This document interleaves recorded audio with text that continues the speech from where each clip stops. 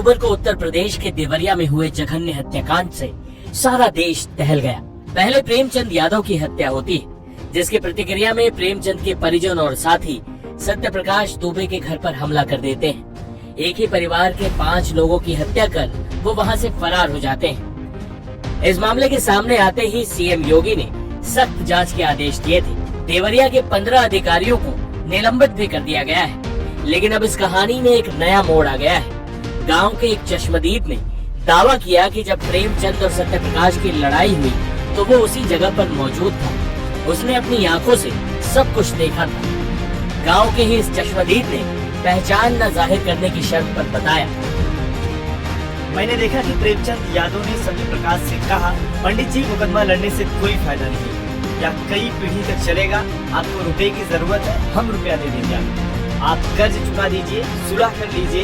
इतना सुनते ही सत्य प्रकाश ने प्रेमचंद को थप्पड़ मारा। इस बीच किसी ने प्रेमचंद के सर पर भारी वस्तु से वार कर दिया। प्रेमचंद जमीन पर गिर गया और उसकी मौत हो गई।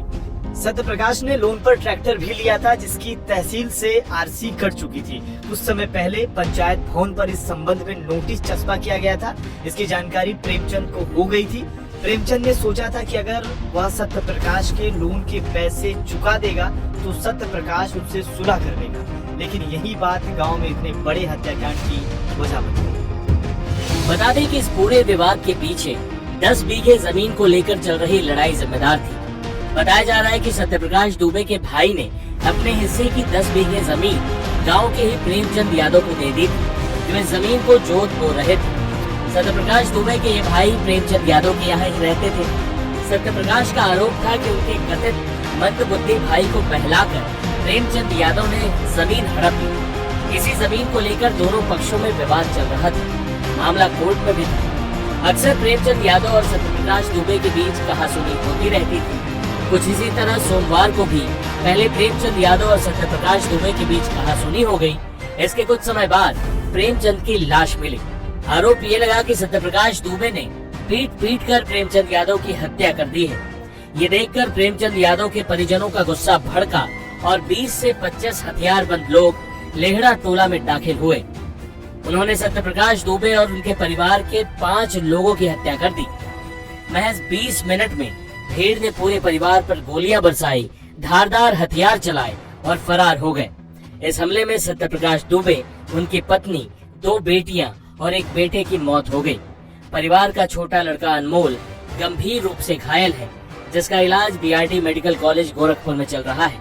सीएम योगी घायल अनमोल से मिलने भी पहुंचे थे। जाते जाते अपने माँ बाप, 2 बहनों और एक भाई की चिता को मुखाग्नि देने वाले परिवार के बड़े बेटे देवेश की बात सुनिए, जो उस रोज सिर्फ इसलिए बच गया क्योंकि वो घटना वाले दिन भागवत कथा कराने दूसरे गांव गया हुआ था। तो बोला भैया कि मेरे पास कुछ नहीं है, तो बोले कि ठीक है, तुम्हारे चलते मैं कथा में जा रहा हूँ, जो भी मिलेगा तुम्हारा जो भी खुशियाँ तुम अपने लिए कर लेना। तो हमारा तुम्हारे लिए परिवार चला गया, लेकिन उनका परिवार नहीं बचना चाहिए। क्या चाहते हो सरकार से? क्या मांग? सरकार से यही निवेदन है कि उनको, उनके पूरे खानदान वालों को पूरी फांसी की सजा मिलनी चाहिए। और रह गई बात कि हमारे, ताकि जीवन में किसी के परिवार को आके उठा कर ताकि